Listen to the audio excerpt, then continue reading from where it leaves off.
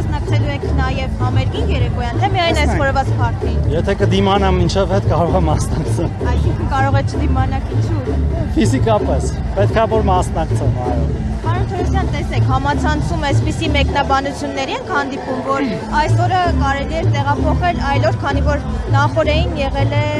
Եղեռնի հուշահամալիր այցելելու օրը։ Ինչ կասեք այս մասին, հնարավոր չէ փոխել օրը։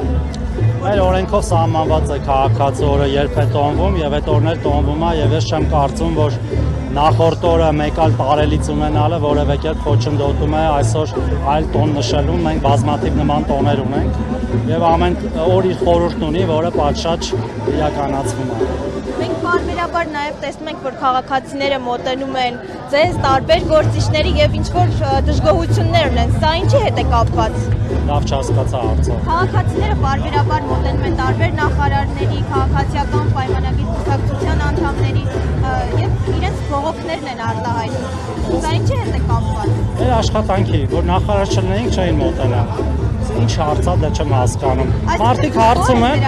ինչից են դժգոհ, իմ աշխատանքից, մեր աշխատանքից, դա ընտրությունները ցույց կտան։ Իսկ այն որ քաղաքացիները ունեն տարբեր չլուծված հարցեր եւ երբեմն այն պաշտոնյաներին, որոնք որ դրա լուծողն են գալիս, ասում են, դա խոսում է նրա մասին, որ Հայաստանի Հանրապետության քաղաքացիները վստահում են այդ պաշտոնյաներին, որոնց որ ասում են իրենց չլուծված հարցերը, որոնց մի մասը լուծվում է, մյուս մասը չի լուծվում, որտեղ օրենքի խնդիր կա, դա խոսում է մեր եւ ժողովրդի անքակտելի կապի մասին եւ ուրիշ ոչ մի բանի։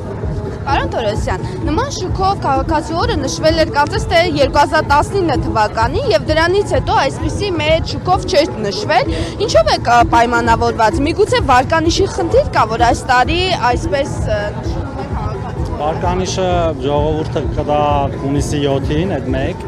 Երկրորդը